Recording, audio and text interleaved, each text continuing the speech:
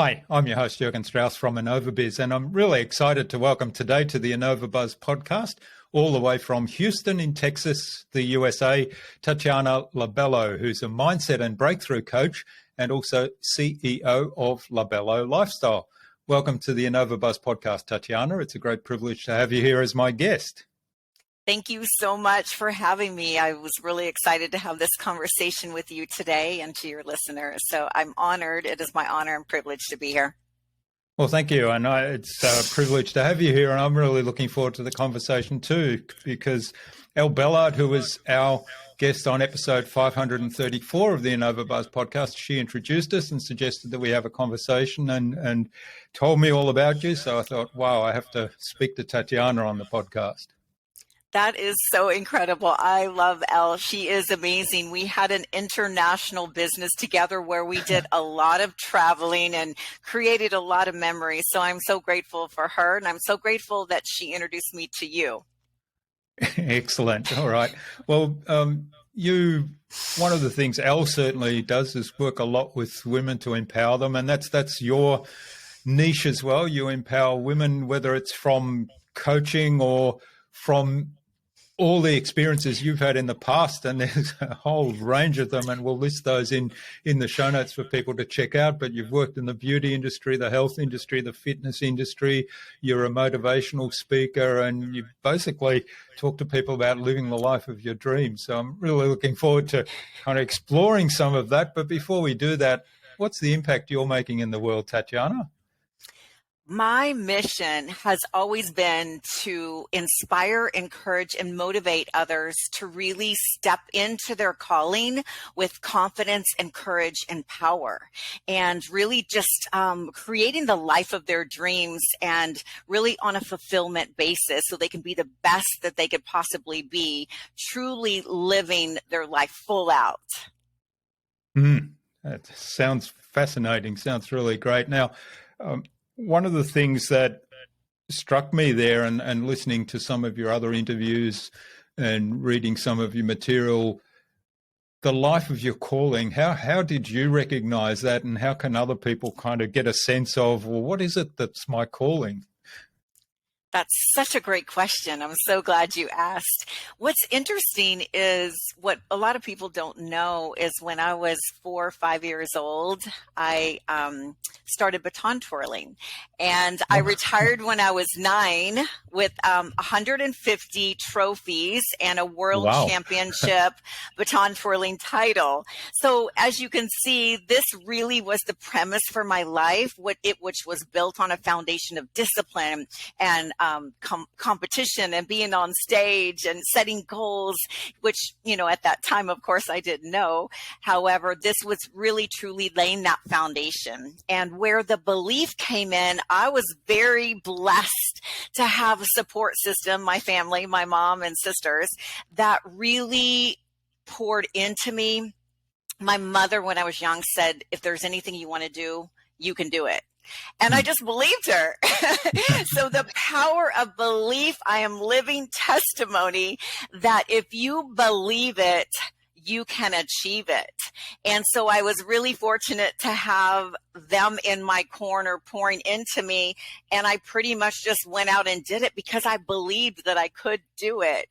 And when I was 14, I just had this vision of me speaking in front of 10,000 people. Now, I don't know any 14-year-old that would dream such an audacious dream. First of all, public speaking. And then from that stage, I was really empowering people and just truly to live out what they're meant to do.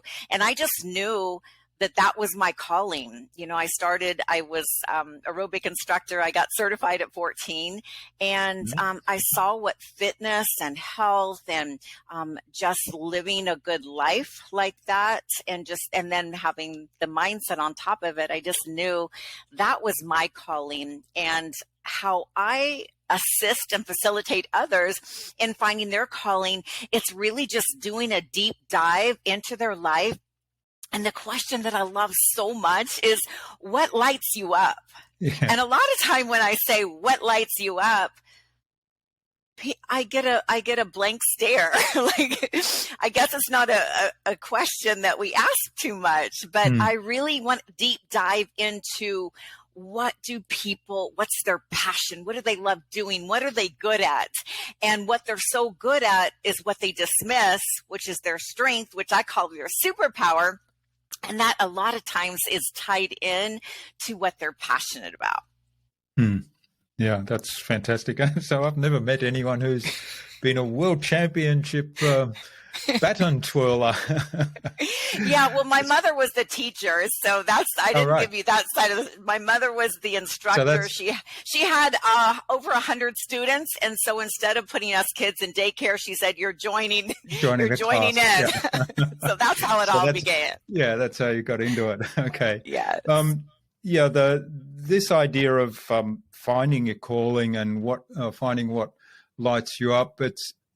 Often I find there are things I do that I take for granted, and then sometimes somebody else will watch me doing them and say, "Wow, that is amazing," and I say, "What's amazing?" And they say, "That thing you just did," and it's kind of like that's almost like a superpower, and yet, because it comes so naturally to me, I'm very dismissive of it. It's kind of like, yeah, I did that and move on. So talk to us a little bit about how can we recognize some of those things that perhaps might be a superpower, that perhaps might be something that we can serve others with and help others. Yes, I love that you said that, because a lot of times we don't realize, we're like, oh, we just did it so naturally. And it's usually the thing that we do so naturally, because we all have unique gifts and talents that are specifically for us. So what you have, no one else can do. And so all of the listeners listening right now to my voice, each and every one has that unique special gift and that talent that only you can use. So it's up to us to discover what that is. So really looking into that is looking at and writing down our strengths. Like, what are we good at? Connecting with people and talking and adding value and sharing stories. We just need to look at what we do with ease and effort, our strengths. And we can even do this by asking the closest people to us.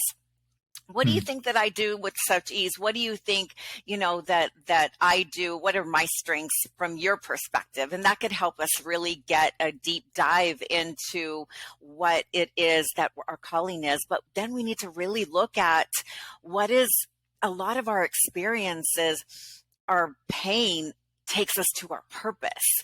So a lot of times when we've gone through trials and tribulations and pain, that a lot of times turns into why we're here, and our purpose and our calling is because it's deep seated. So I always like to tie that into your why. And it's a deep seated, deeply rooted why as to why we do what we do. Like, why do you have this podcast? Why is it important for you to have your company and to share this value that you've learned and pass on, so really it's so much bigger. It's a bigger meaning. It's bigger than ourselves. And so if we take that and we couple that and package that, that's where we start from. Yeah. Yeah. I love that. And you mentioned something there that I think is really important, and everybody's had some trials and tribulations and challenges that they've overcome. And they may be little things, they may be big things. We had a guest on recently, Chad E. Foster, who became blind at the age of 21 through a congenitive disease. And he's now taking that, he's reframed that as he talks about a gift in terrible wrapping paper. So he talks about how he's dealt with his challenges and how he's able to help others and inspire others, because he learned that by telling his story, he actually inspired others to deal with their trauma that they perhaps hadn't faced or hadn't reframed or dealt with appropriately. So there's challenges we all have. Now, they may not be as dramatic as that, but we can take those challenges that we've overcome and talk about how we overcame that, how we reframed that. And that in itself is a gift, isn't it? It is such a gift. I love that you have guests from all walks of life, and, people can connect more with challenges, because we all have challenges, like you said, but how did you overcome them? We all want the tools. There's no quick fix, but if we can get some insight and inspiration and say, if he or she did it, I can too. And so I think it's our stories and our testimonies, our tests become our testimonies. And all of this is transcribed. And then we really can connect with people on a deeper level, and people can really get inspired, because let's face it, the world needs more hope, more inspiration, more tools on overcoming, because we all have our challenges, and it's facing those challenges and not backing down from them, but facing them and rising above them, and then sharing our message of inspiration.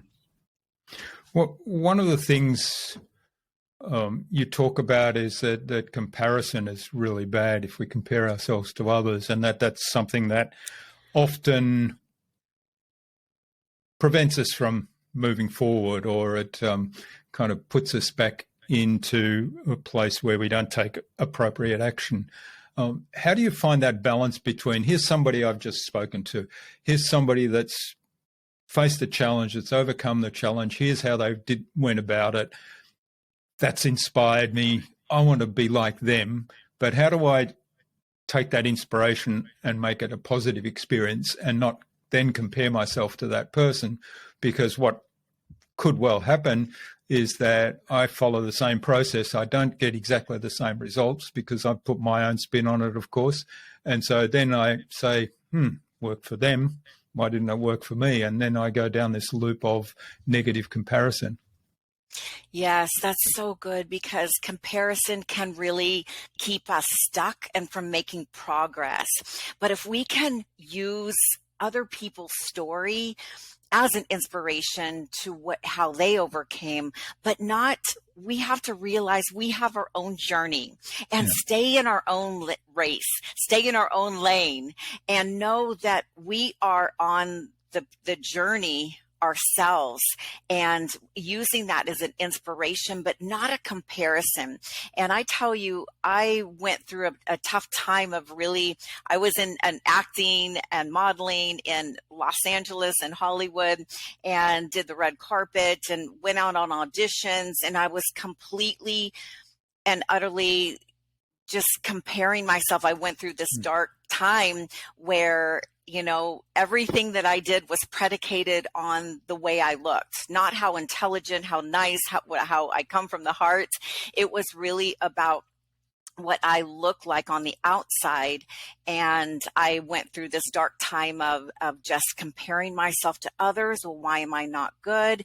And my agents telling me to tell them certain things, to where I wasn't living in my truth. And I was constantly faced with rejection and negativity and comparison and self-doubt and all of these things that take us out of the game. And that's when I just really had a wake-up call. I wasn't being true to myself, and I had to stop comparing. This was my journey that I had to go through that time in order to come to myself and become know who I am, and not waver for that, and stop trying to be something that I wasn't. So I think with the comparison is just really know who you are, and staying in your own lane, and using other people's story of where they're at as an inspiration of what's possible to us, but always staying in our lane and knowing that we are on that journey and staying true to that journey. Yeah, I imagine as an actress or a model that you're always auditioning and people are judging you. And of course, they're judging you by their own subjective standards, and they're judging you against other people. So there might be a half a dozen people that show up as models or as candidates for a certain role in a movie or a play, and somebody gets the role, the others miss out. And so there is that comparison. So what was the transition point for you where you were able then to tell yourself, well, it's not about me. I missed out on this role. It's not about me. It's not because I wasn't good enough. It's simply because that role wasn't for me. Right. That was such a great experience. And looking back at it, you really have to develop thick skin and know it's not about you. It's just you weren't right for the role. Doesn't mean you're not right. You're just not right for that role. Yeah. And so really just being true to myself, being authentic, and stop listening to my managers and agents and outside people. So it's really you have to go in within. And we have the answers. We are fully equipped if we can be still and take time to retract and step back and realize, who am I? And it is not in alignment with who I want to be. And comparison is the killer of your calling. If we stay in comparison, we will never get to where we were designed to go. It will stop us in our tracks. So how I overcame it was really just getting still and getting back to my integrity and my values and who I am as a person. Staying true to yourself is one of the most important things. But in that industry, I got to see a lot of good, bad, ugly, and I realized the person I want to be and the person I don't want to be. And I realized some of the most beautiful women are really ugly on the outside. And I knew that I wanted to always be a person of beautiful inside and outside, where I'm always wanting to help others, where I'm always wanting to have that servant leadership and give and love and cheer everyone on and lift everyone up and empower them. And in that industry, it's pretty much cutthroat. So, but I got to learn a lot of great, valuable lessons that I can take on today. Yeah. Well, one of the things that strikes me particularly, you mentioned, it's beauty on the outside, and even beauty on the inside. I mean, beauty is in the eye of the beholder. Was that Shakespeare that said that? Yes. And so what one person beholds as beauty, whether it's in the inside or outside, is not necessarily another person's perception. So the person making the judgment, who casts the role, say in a movie, they are making the judgment based on their own perception, whether it's the physical beauty, whether it's the internal beauty, whether it's a fit for the role, whether it's the character or the whatever else they're looking for. It's their own perception. And I know we're involved in a Toastmasters club, and there's a lot of feedback that's given to people presenting speeches. And whenever I give feedback, I always emphasize straight away, right up the front, okay, I've got some feedback to give. This is my perception. It's my opinion. Somebody else may have a totally different view. So take it on board if you think it's of value. But if you don't agree, that's my view, so you can dismiss it because it's just my view. I love that you said that. I love Toastmasters. I'm a DTM myself, and I love feedback. I love receiving and I love giving feedback. And if we can look at it objectively as to the feedback, number one, who it's coming from, and if it's coming from love, and we can really assess and have the mental fortitude and the humility to okay, this is an area that I get to work in. Yeah. And if we can receive it that way, then we just grow. We become better people, and we can help others grow in that light too. Excellent. Well, so you do a lot of speaking and presenting, as I mentioned earlier, and you just told us you're also a Toastmaster. One of the things that a lot of Toastmasters, they come to Toastmasters because they have this fear of public speaking. They have this fear of getting on stage and fear of talking in front of other people. And a lot of that is the self-talk that I'm not good enough, I'm going to be judged. People are going to laugh at me, whatever it might be. How do we kind of set aside that self-talk and put it in its place? That's so great. If you ask me what lights me up, it's this conversation right here, is having rich conversation and talking about mindset, because mindset is everything. We have to change our mindset to change our world, to change the way we think about things. And what voice are we listening to?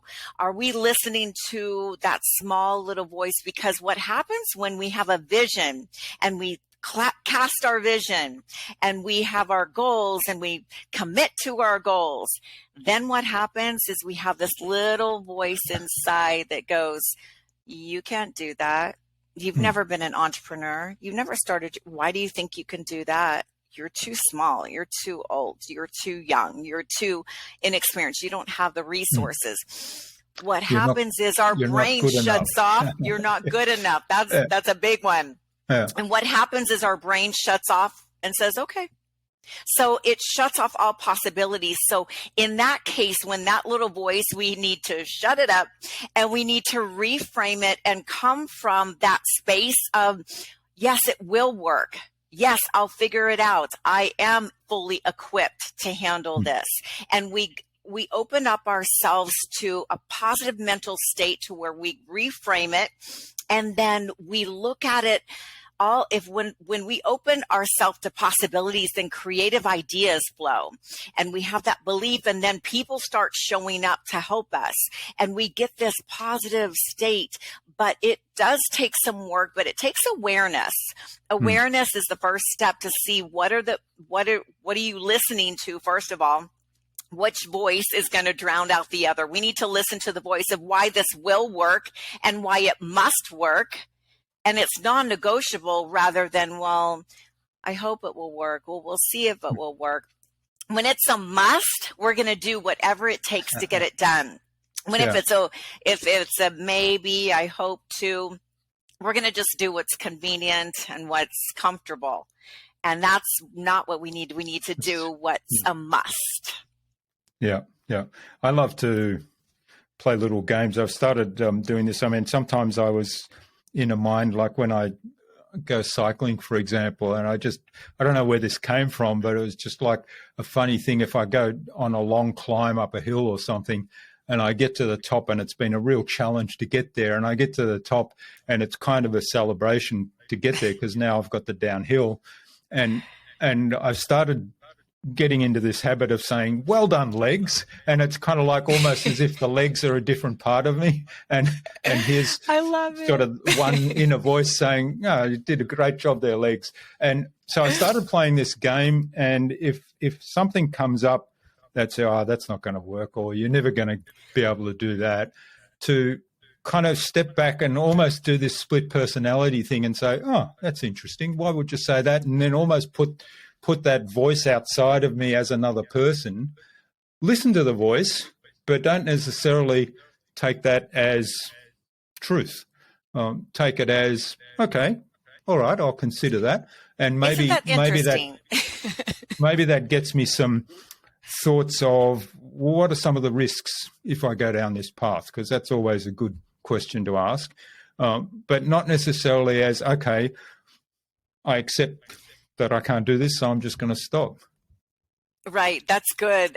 And I love the fact where you said that you say good job, because anytime we celebrate anything on our body or just celebrate our small wins, guess what? Then our brain wants to, create more wins, because then it has that endorphins, it has that feeling of it. So celebrations are a really big thing, and just acknowledgement of good job.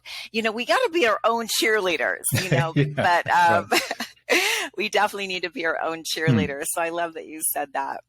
Yeah. And even like, that's an important point, being our own cheerleader. Going back to what you were talking about earlier, the auditions for roles, for casting roles or beauty pageants or whatever it is, if you can come out of those and say, well done, you did a great job there. Even doesn't matter whether you were successful, whether the other person's judgment led to success for you there. if you're true to yourself and say, well, here's what I wanted to project, here's what I wanted to give, and that's the same is true as a speech, right? Yeah, absolutely. So when I won Miss National Fitness, even fitness competitions leading up to that, it was really trying to be the only competition I was competing against myself each time to get better and better. And so if we look at our life, we look at our wins and just how far that we've come, whether we win whatever it is or not, we've learned and we've gotten better, wiser, and stronger. And so we take that and then we go to the next level. And so we're constantly creating and being our best version of ourselves. And that really is what the journey is all about, is reaching and stretching and challenging yourself, taking risk and reaching new levels. Excellent. Yeah, I love it. Run your own race and then, compare against where you were yesterday or where you are today for tomorrow and so on. Yeah. Absolutely. Having a growth mindset is really key. Personal growth and development, and just really pouring into yourself and what's possible for you and why it will work, and having those, empowering thoughts. And we just got to really look at, are we around people that empower us or disempower? Because life and death are in the power of the tongue. So it's whatever we're speaking. Words have creative power. So if we are powerfully saying out loud of all the things that we want to come to fruition, and we're visualizing it, we can really create our reality, because your internal mentality is a reflection of your outer reality. Let me say that one more time. Your inner mentality. So what you're thinking about and meditating on and focusing on is your external reality. It's what's showing up in your life. So that's where we get to look at that mindset and go a little bit deeper through a curiosity. Curiosity. Yeah, I love it. I love that focus, what we focus on and talk to ourselves about. That's what shows up externally. Yeah. It's wonderful. Yeah. All right, Tatiana, this is fabulous. I think it's a good point now, though, to move on to the buzz, which is our innovation round. It's the same 5 lightning questions I ask of every guest, and hopefully you'll give us some answers that will inspire the listener to go and do something awesome today as a result. Not that you've already given us a lot of that. Sounds great. Yeah, we'll reinforce those. So what's the number one thing anyone needs to do to be more innovative? To be more innovative, think outside the box, to tap into the internal. We all have a creative side. So tapping in that creative, get curious, which leads to discovery, and really just cultivating different ideas, different thoughts, and really, I think just creating that value by doing things differently. In order to get a different result, we have to do things differently. So being bold and audacious and stepping out and finding out, right? Yeah. That's such a great point. We can't expect a different result if we keep doing the same thing. Yep, that's insanity.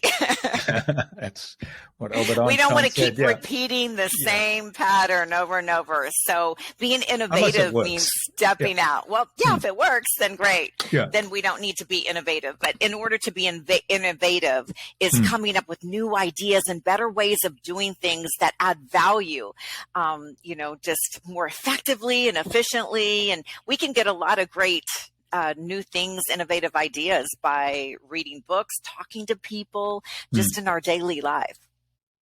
All right. Well, that sort of is a natural lead on to the next question. What's the best thing you've done to develop new ideas?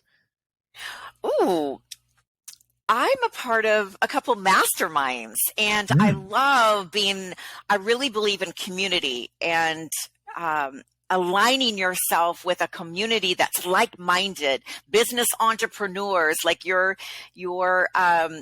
group that you have as well, is just aligning yourself and being able to brainstorm and come up with those ideas together. But we can, like I said, we can find ideas all around us. But I like to go into a think tank. Have you ever done this, Jürgen, gone into a think tank?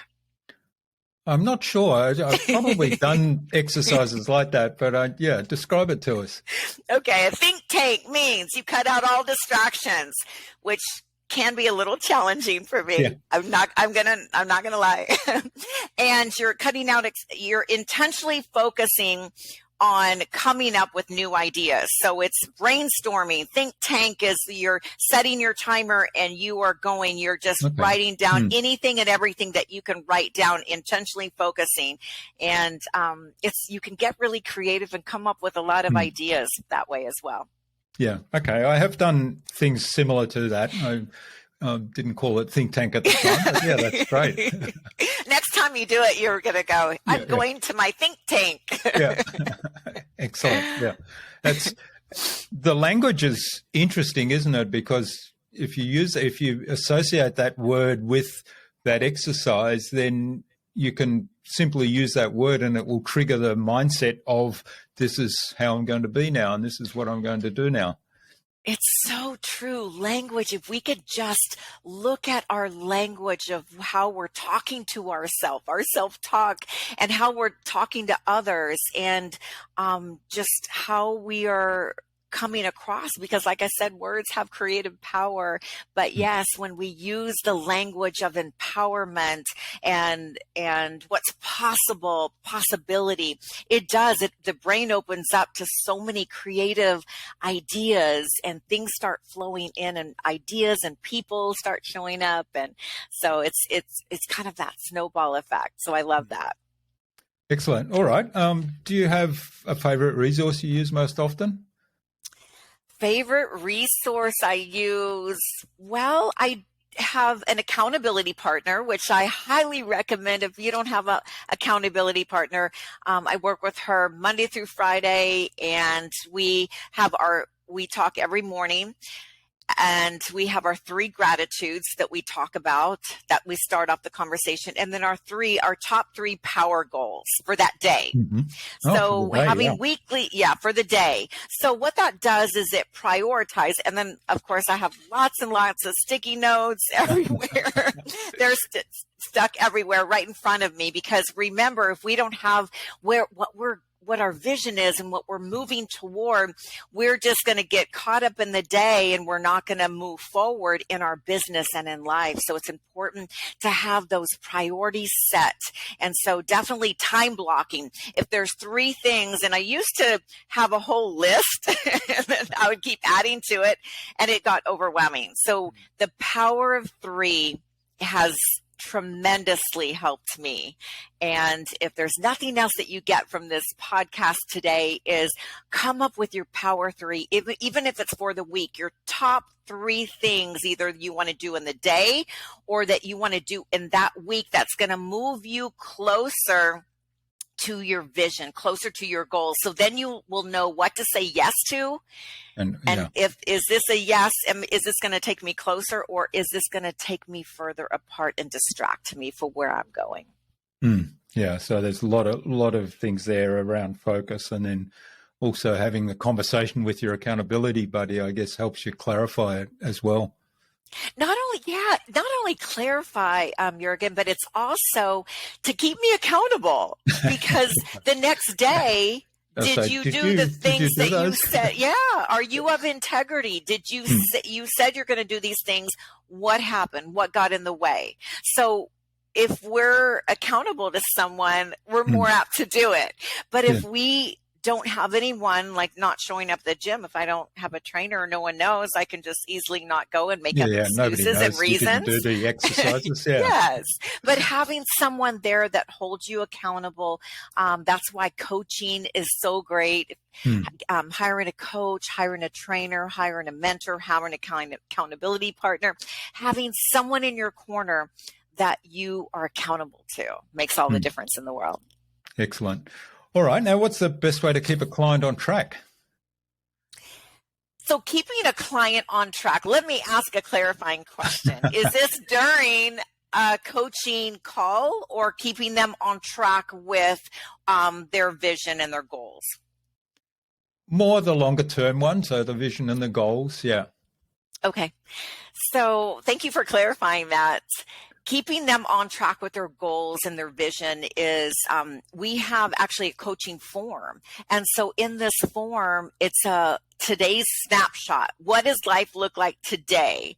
And then what are the areas that you're wanting to have improvement, that you're wanting to work on, that your top 3 goals in your business and in life. So then we'll write those down. And so we have a snapshot of what the day looks like and what today's snapshot, and then a month, and each month for 12 months or 6 months. And each week you get to write down your top 3, your power 3 goals. And so then we can evaluate each week we can evaluate what is moving the needle forward, the momentum gaining traction on the end goal, end result, or we can look at the month. What worked well and what didn't work. So I love going to a place where you can go to review. So you get to review what you've said. You get to then reflecting what worked, what didn't work. What do I want to keep doing? What do I know that I get to let go of? And having that work. And then we get to realign. So realign means that we get to get back in alignment of where we're going and why. What's the deep-seated, what's the bigger meaning to why you want what you want?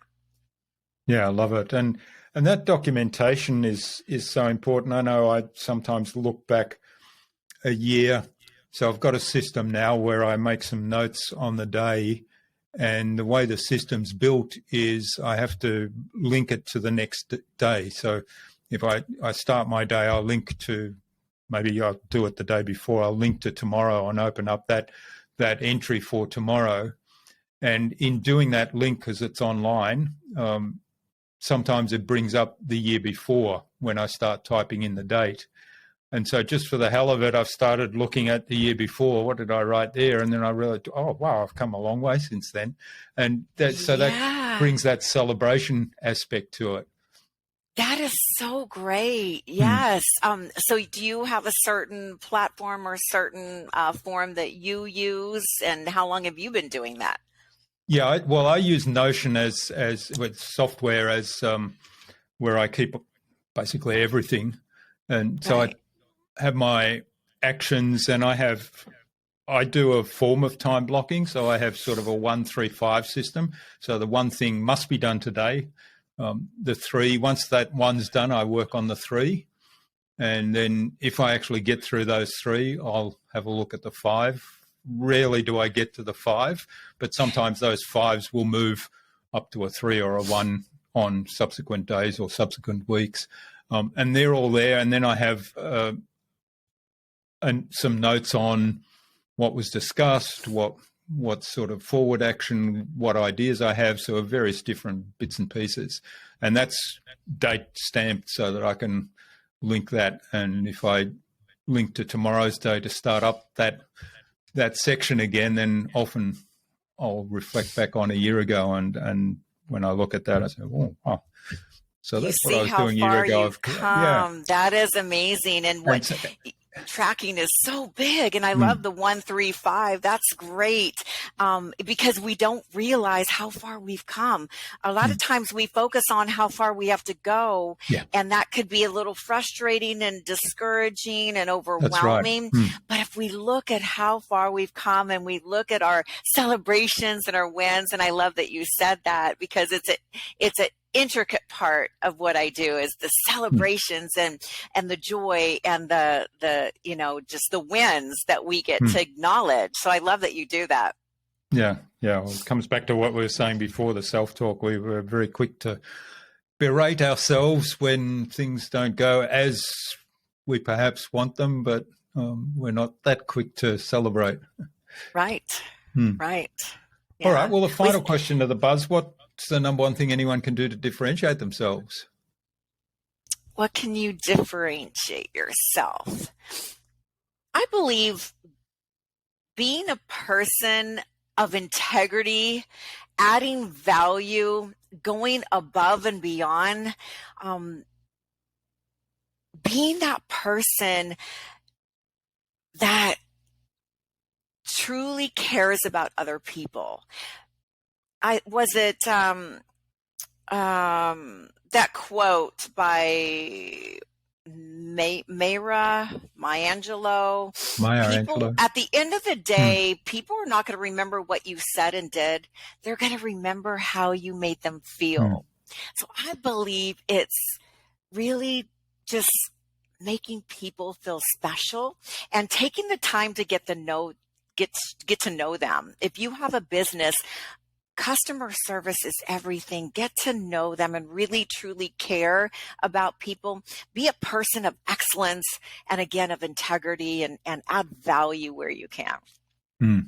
Excellent. I love it. Yeah. And outcare the others. I think there's lots of opportunity there to just care more, because care and attention these days has sort of become commodities that people talk about but don't really put into action as much as perhaps we could. Yes, I agree. And also just authenticity. That goes a long way. You know, as an actress and stuff, I really had to work on, because I was always in acting mode, and I just really had to work on just being vulnerable, like just being real, like this is me, just showing up and being authentic. And I think we can connect more with others when we're just being real and just being ourselves and being authentic. And I believe also what would help you differentiate and be that person that others look to is honing in on your skill set, becoming the best at what you do as possible. That means investing in the time, investing in yourself, and filling your cup up so then you can fill other people's cups up. Yeah, I love it. The growth mindset coming back again. Yeah. It keeps weaving its way in there. Excellent. Well, thanks, Tatiana. This has been fabulous. Now, where can people find out more about you and the work you do, and maybe even reach out and say thanks for what you've shared today? Yeah, and I would love to offer your listeners a free 60-minute vision strategy session. It's a one-on-one coaching. I believe in the power of coaching and what it's done for me. And so I just want others to really experience that. And I really do have a heart to serve. So you could actually go to LaBelloLifestyle.com, and or you could go to Tatiana LaBello's calendar.com and just sign up for a free 60-minute one-on-one vision strategy session. Also, on November 12th, I'm actually doing a women's empowerment summit. It's called Unleash Your Beauty Within. And so I will be putting out more information about that. But people can always email me as well at Tatiana@TatianaLaBello.com or on all the social media. Excellent. Well, that's very kind. Those two offers, in fact, very kind of you, Tatiana, and we'll include links to those in the show notes. And if you send us through the, the episode might air after the November the 12th thing, so we might have to do that on social media beforehand. Perfect. Yeah. Excellent. I appreciate you so much. I've loved this conversation. And it has truly, truly been my honor and privilege to be here with you today. And I just thank you. Well, thanks, Tatiana. Now, what action would you like our listener to take away from today's episode and implement? Yeah, so it's one thing to sit and listen to a podcast and you put on some amazing podcasts where you add such great value. However, taking action is the key. So I call it the 3 Gs, which is a guaranteed growth goal. So select the listeners today. If you could select one thought, one concept, one idea from what we spoke about today, and you implemented that into your routine or your business and just took action within the next 24 to 48 hours, this is going to move you forward. This is going to get you into action. It doesn't have to be a huge action, just taking some kind of action that's going to move you toward your goal. So if perhaps you're still trying to cultivate and figure out what's your next best move, look at your business, or if you don't have a business, do you want a business? And sit down and write out some goals, write out some ideas that have stirred up from today's conversation, and write that out, journal that. If it's to get on social media and promote, you know that you've been needing to get your message out there, I want to encourage you to get that message out within the next 24, 48 hours. Just go, just do it. Don't think, just do. A lot of times my mentor always told me, just take messy, uncomfortable action. It's not always going to be pretty, but we just got to jump and we'll learn how to fly on the way down. Excellent. I love it. All right. Well, there you go. So we've got pretty clear action there. So thanks for that, Tatiana. Now, finally, who else should I get on the show and why? I have a slew of powerful, business-minded leaders, change agents, difference makers, and it's hard to come up with one name, but I will definitely refer you because I feel like your platform and what you're doing here is so crucial for getting messages out there of inspiration and building not only yourself, but your business and your legacy that you want to leave. So I will I'll circle back and get back with you and give you a few referrals for sure. Thanks very much, Tatiana. I really appreciate it. And I really appreciate you coming on the show today and the conversation. I've had a lot of fun. And there's been lots of things that I've seen in a different light and learnt from you today. So thanks for that. And I'm sure that the listener will take away lots of wonderful ideas and put some things into action. So all the best for the future, and let's stay in touch. Absolutely. All the best to you. And thank you again so much. And thank you for all your listeners as well. Wishing you the best. Thanks.